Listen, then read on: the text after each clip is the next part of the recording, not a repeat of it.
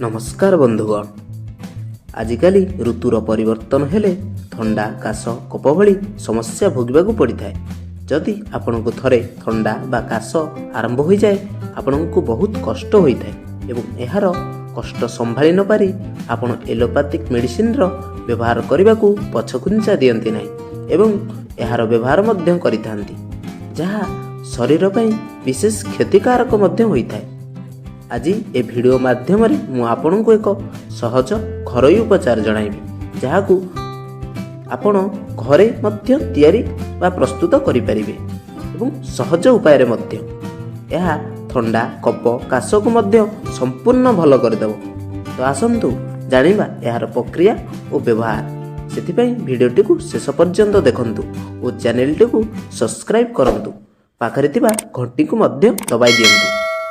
गोटे पानी गरम करिया पई पात्रटी नियंतु। सेथिरे 3 ग्लास पानी ढालंतु ओ अल्प गरम करंतु। तापरे 15 रु 20 टी गोलमरीच ओ 1 चामच जीरा ता सहित अल्प किछि अदा को एकाठी करी छेची दियंतु। तापरे एहाकू उक्त गरम पानी रे पकाई 15 रु 20 मिनिट फुटाई दियंतु।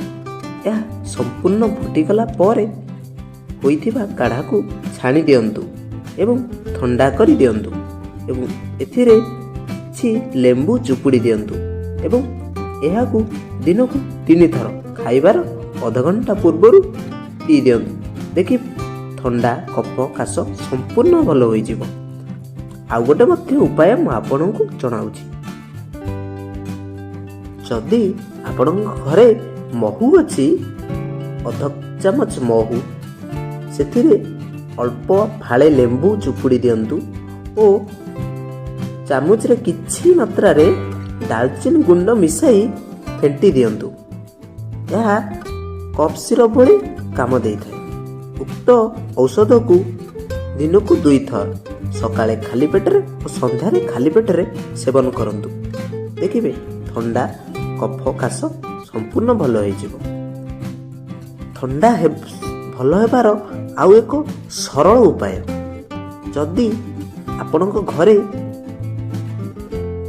गोटे किंबा 2 गोटी रसुण कोला नियंतु। रसुण कोलार उक्त चुपा को संपूर्ण छड़ाई दियंतु ओ रसुण को 2 फाड़ कर दियंतु। उक्त रसुण को कଳରେ बा पाटिरे जाकंतु। जाकी अल्प अल्प चुबाई 10 रु 15 मिनिट भितरे याकू चुबाई खाई दियंतु। देखिबे ठंडा संपूर्ण भल होई जिवो एवं काश कफ मध्य दूरेई जिवो। जदि आपण को अधिक मात्रा रे काश समस्या अछि तो आउ गोटे बढ़िया उपाय मु आपण को जणाउछि। जदि आपण को बाड़ी आखपाखरे गंगशिउली गछ अछि उक्त गंगशिउली गछर 7टी पत्र नै आसंतु।